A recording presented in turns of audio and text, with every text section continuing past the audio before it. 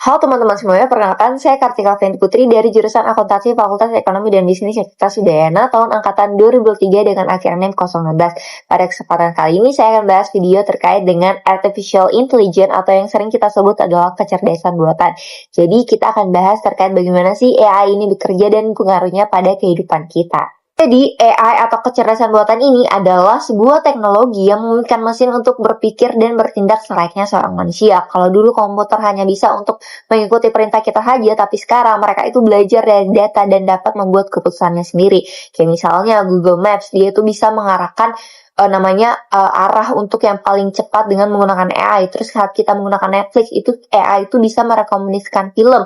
Kemudian atau tidak teman-teman yang menggunakan TikTok, maka TikTok itu akan membuat di konten kita tuh video-video yang kita suka. Jadi artinya AI ini bukan hanya jadi hal futuristik lagi, tapi juga udah menjadi bagian dari kehidupan kita sehari-hari.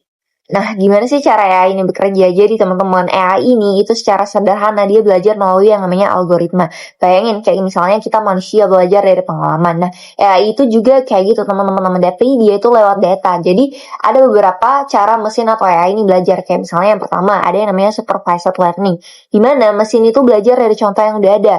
Kedua, unsupervised learning. Jadi ini adalah sebuah mesin dari mencari pola sendiri dan dari data yang ada.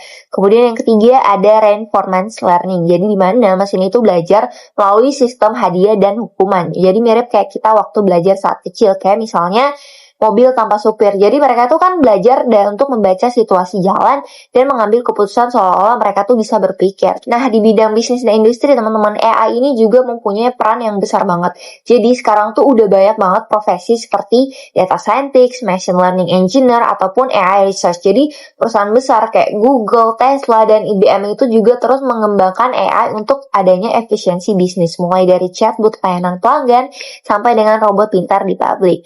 AI ini juga teman-teman, dia tuh membantu dalam bidang kesehatan. Misalnya dalam membaca hasil MRI untuk mendeteksi kanker lebih cepat. Jadi teman-teman, AI itu bukan hanya tentang robot atau mesin canggih aja, tapi tentang bagaimana teknologi itu bisa meniru kecerdasan manusia buat bantu kita untuk hidup lebih mudah dan efisien.